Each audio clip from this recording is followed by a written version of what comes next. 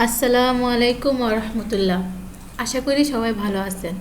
আজকে আমি আপনাদেরকে দেখাবো কিভাবে একটি ফোল্ডার জিপ করা যায় এবং আনজিপ করা যায়।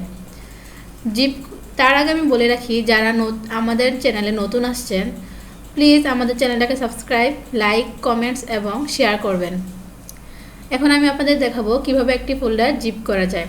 প্রথমত আমি একটা ফোল্ডার সিলেক্ট করে নেব।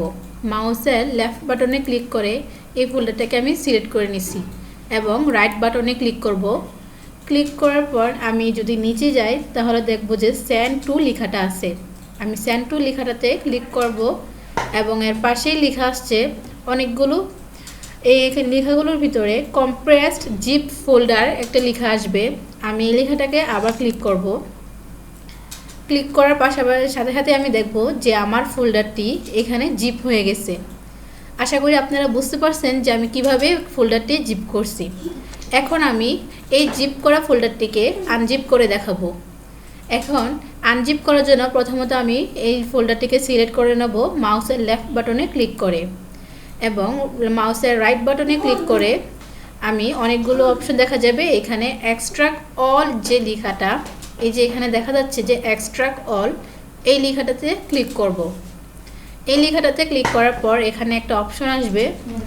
এখানে লেখা আছে যে এই যে নীল দাগ কালার করা, এই এখানে লেখা আছে ইউজার্স pc/desktop/new ফোল্ডার। তার মানে আমার ফোল্ডারটি ডেস্কটপে গিয়ে আনজিপ হবে। আমি যদি চাই যে আমি আমার ফোল্ডারটি ডেস্কটপে আনজিপ না করে অন্য কোথাও আনজিপ করব, তাহলে আমি ব্রাউজারে ক্লিক করব। ব্রাউজারে ক্লিক করার পর অনেকগুলো অপশন আসবে। আমি যদি চাই যে আমার ফোল্ডারটি আমি পিকচারে আনজিপ করব, তাহলে আমি পিকচারে ক্লিক করব।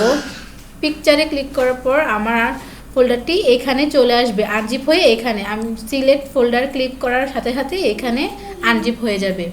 কিন্তু আমি চাইতেছি যে আমার ফোল্ডারটা আমি pc/desktop/new ফোল্ডার অর্থাৎ এখানে আনজিপ করতে। তাহলে আমি সরাসরি এক্সট্রাকে ক্লিক করব। এক্সট্রাকে ক্লিক করব।